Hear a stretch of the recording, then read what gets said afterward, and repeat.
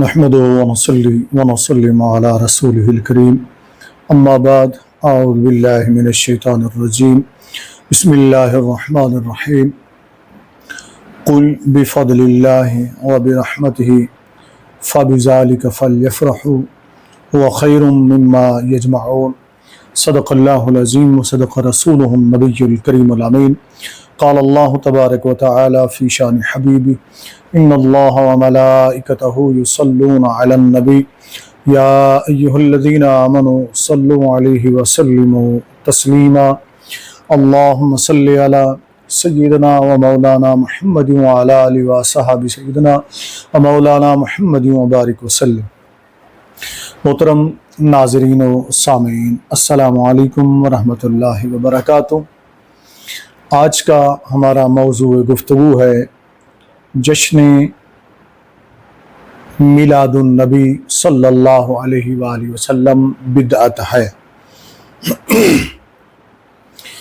یہ ایک دعویٰ ہے جو اہل بدعت کی طرف سے کیا جاتا ہے۔ جو خود بدعتی ہیں وہ مسلمانوں کو بدعتی کہتے ہیں، یعنی جو سرکار دو عالم صلی اللہ علیہ وآلہ وسلم کے ذکر پاک کی محافل سجاتے ہیں انہیں اہل بدعتی کہتے ہیں۔ ہے نا بڑی مزے کی بات؟ آگے چل کر اس پر انشاءاللہ ہم گفتگو کرتے ہیں۔ تحریری طور پر میں ان کے جواب دے چکا ہوں، گوگل پر، social media, WhatsApp, Facebook, ہر جگہ کے اوپر۔ ہم چاہتے ہیں کہ ذرا ویڈیو کے ذریعے بھی وہ جو چیزیں ہم نے لکھی ہیں ان کو آہستہ آہستہ سامنے لایا جائے اور آپ تک پہنچایا جائے۔ جناب من، سب سے پہلی بات تو یہ ہے کہ جشن عید میلاد النبی صلی اللہ علیہ وآلہ وسلم بدعت نہیں ہے، یہ سنت و مستحب ہے، بلکہ یہ بہت بڑا مستحب عمل ہے علماء دیوبند کے بقول اور وہابیہ کے بڑوں کے بقول۔ آگے دلائل سے ہم سلسلہ وار انشاءاللہ ثابت کریں گے۔ سب سے پہلے تو ہم جانتے ہیں کہ بدعت کہتے کسے ہیں۔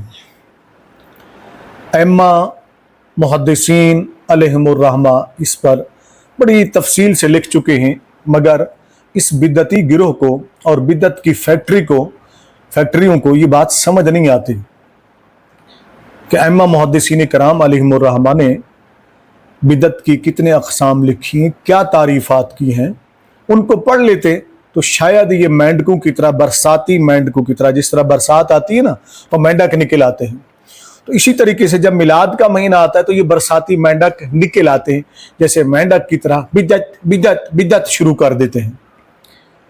یہ ہیں برساتی مینڈک، ان کا مکو ہم ٹھپیں گے ان کے بڑوں کی زبانیں۔ یہ میں نے اس کا تحریری جواب بھی دیا تھا، بدعت کی تعریف دیابنا اور وہابیہ کے بڑوں کی زبانیں۔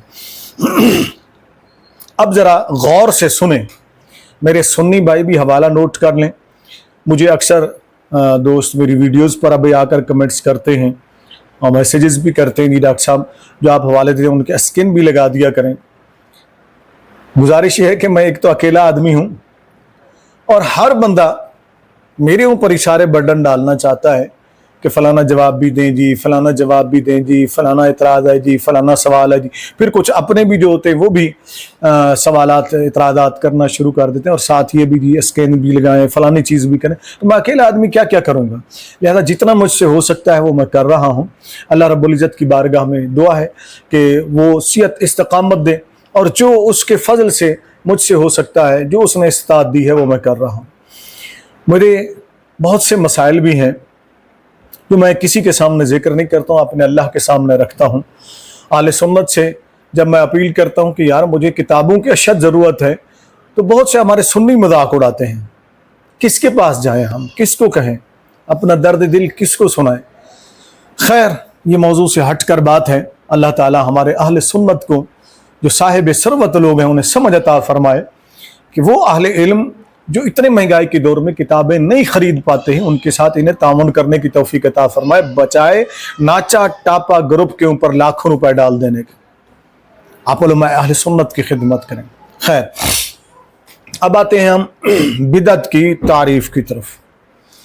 دیابنا اور وہابیہ، ان دونوں کے امام، متفقہ امام، مسلمہ امام، ان کے پسندیدہ امام، پسندیدہ شیخ الاسلام جناب ابن تیمیہ صاحب لکھتے ہیں، حوالہ نوٹ کریں، فتاوی ابن تیمیہ فی الفقہ، جلد نمبر 20 ہے، صفحہ نمبر 11 ہے۔ حوالہ نوٹ کر لیا آپ نے؟ اب جو تعریف انہوں نے لکھی اس کا خلاصہ سماعت کیجیے۔ وہ لکھتے ہیں کہ جو نئی بات نصوص قرآن و حدیث کے مخالف ہو وہ مسلمانوں کے اتفاق و اجماع سے بدعت ہے، اور جو نئی بات قرآن و حدیث سے نہ ٹکرائے وہ بدعت نہیں ہے۔ جناب آپ کے ہی امام، آپ کے ہی ممدوح، آپ کے ہی شیخ الاسلام جناب ابن تیمیہ نے یہ تعریف کی ہے۔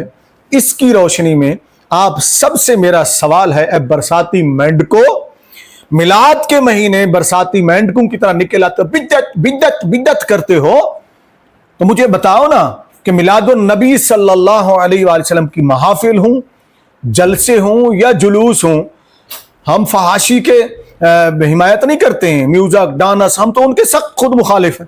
کس ہمارے اہل سنت کے عالم نے ڈانس کو، میوزک کو اور اس کو جائز قرار دیا ہے؟ ہم تو اس کے خلاف لکھتے بھی رہتے ہیں، بولتے بھی رہتے ہیں، لیکن آپ سے جو آپ گمراہی پھیلاتے ہو، فریب دیتے ہو کہ یہ بدعت ہے جی میلاد النبی صلی اللہ علیہ وسلم، اس طرح منانا اس طرح منانا، زمانے کے تقاضے بدلتے ہیں، یہ الگ موضوع ہے، اس پر ہم گفتگو کریں گے۔ لیکن آپ سے سوال یہ ہے، ابن تیمیہ کی اس تعریف کے مطابق کون سی وہ قرآن کی نص ہے یا حدیث کی جس سے میلاد النبی صلی اللہ علیہ وسلم کی محافل ٹکرا رہی ہیں، سنت کے خلاف ہیں، حدیث کے خلاف ہیں، قرآن کے خلاف ہیں؟ ثابت تو کرو نا۔ یہ کہہ دینا کہ جی ہے نہیں، اس طرح نہیں ہے جی، تو پھر اس طرح تو بہت ساری چیزیں بدعت ہو جائیں گی نا۔ خیر، ابھی ہم اس پہ ہیں کہ میلاد بدعت ہے جی، سن لیا بدعت کی تعریف ابن تیمیہ۔ آگے چلتے ہیں، تمہارے ایک اور بڑے پسندیدہ امام، بڑے پسندیدہ عالم ہیں، شیخ عبدالعزیز بن عبداللہ بن باز، جو مفتی اعظم تھے سعودی عرب کے، جن سے ریال لینے کے لیے پہنچ جاتے ہو نا تم، اور اپنا امام دین نظریہ بیچ دیتے ہو۔ یہ وہ ضمیر نہیں ہے جسے ریالوں کے بدلے خرید لو، اسے پیسوں کے بدلے خرید لو۔ چشتی ڈاکٹر فیض احمد چشتی بھوکا سو لے گا، ہر طرح کی تکلیف برداشت کر لے گا، لیکن اپنا ضمیر، اپنا ایمان، اپنا عقیدہ نہیں بیچے گا کسی بھی لالچ کے اندر۔ آئیے ذرا عبداللہ ابن باز کی زبانی، سابق مفتی اعظم، اب تو سابق ہو گئے نا، سابق مفتی اعظم سعودی عرب عبدالعزیز بن عبداللہ بن باز، یہ کیا لکھتے ہیں بدعت کی تعریف؟ حوالہ نوٹ کر لیں، فتاوی لجنہ جلد نمبر 2 صفحہ نمبر 329۔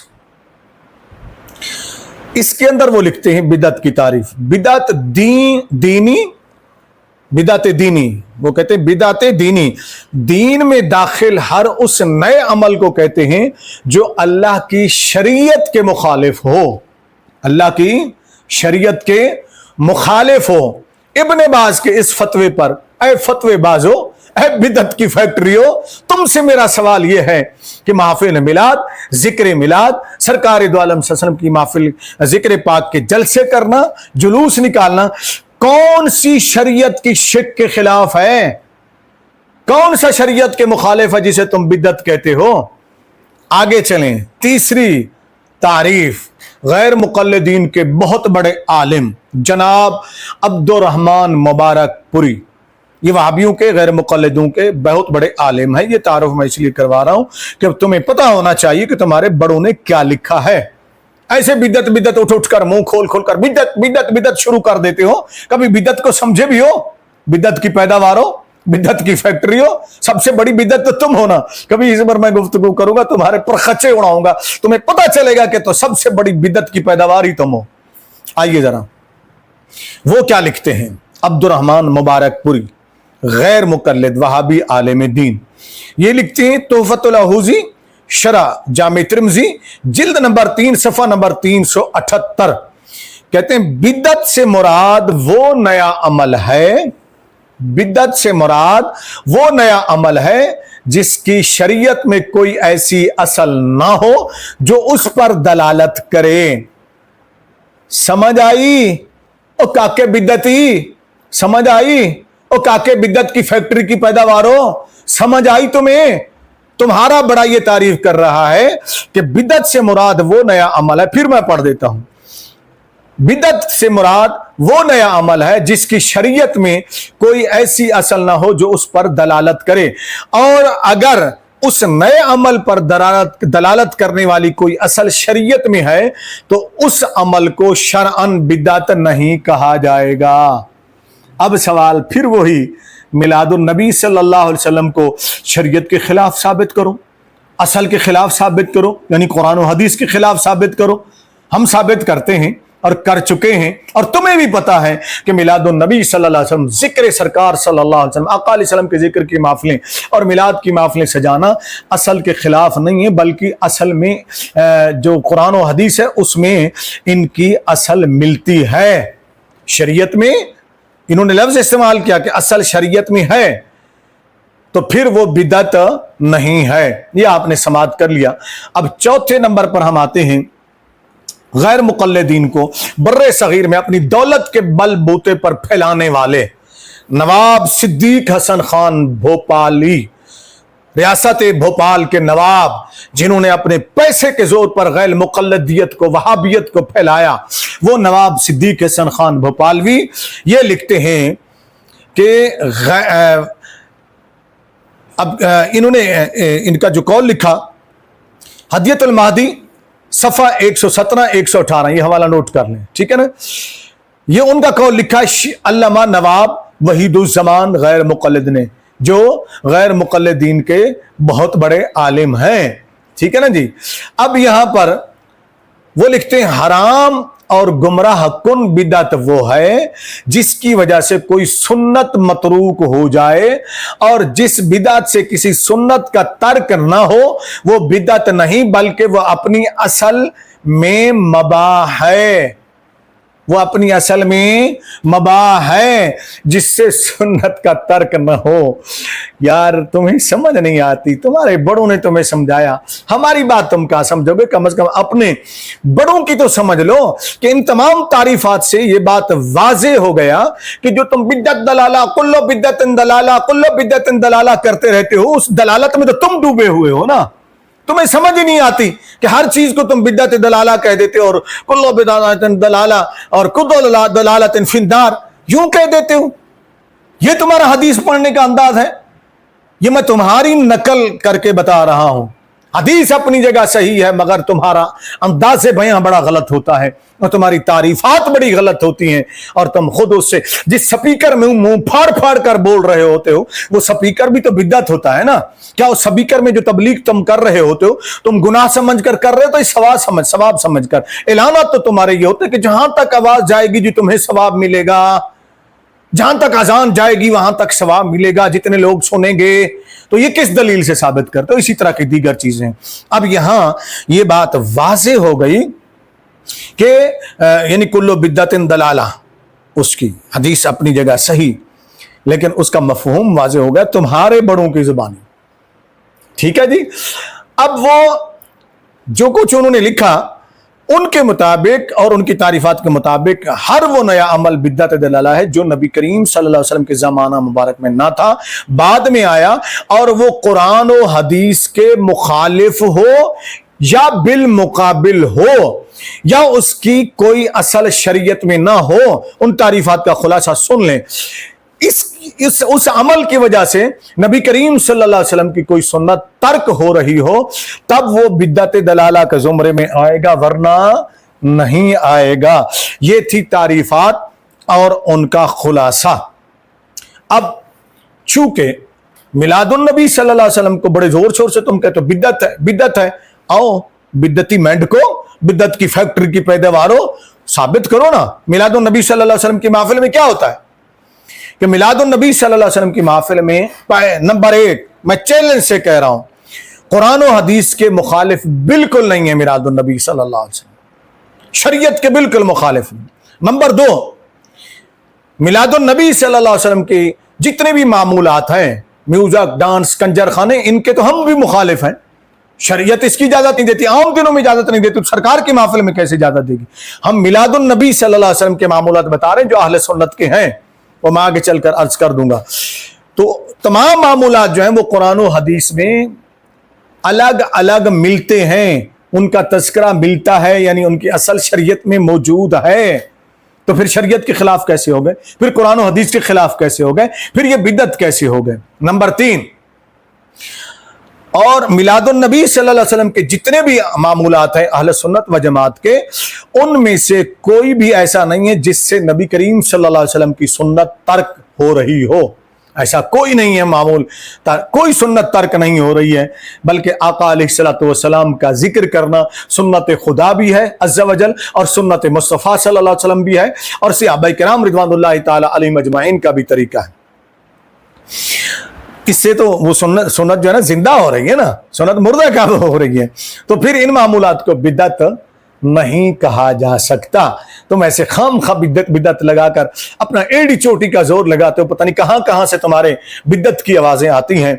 तो इनकी चूंकि असल कुरान और हदीस में मौजूद है और इसके बेशुमार दीनी व तबलीगी फवायद हैं, इसलिए ये मुस्तहब, सुन्नतो मुस्तहब के दर्जे में है। हमने कभी इसको फर्ज या वाजिब करार नहीं दिया, जैसे तुम कहते हो कि जी फर्ज समझते हैं या वाजिब समझते हैं, या ऐसी बात नहीं।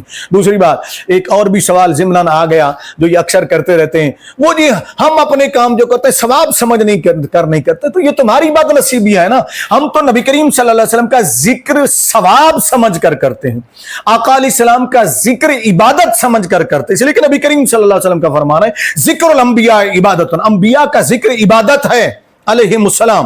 तो हमारी नबी तो सरदारुल अंबिया है ना, फिर क्या नबी करीम सल्लल्लाहु अलैहि वसल्लम के जिक्र पर सवाब नहीं मिलता है?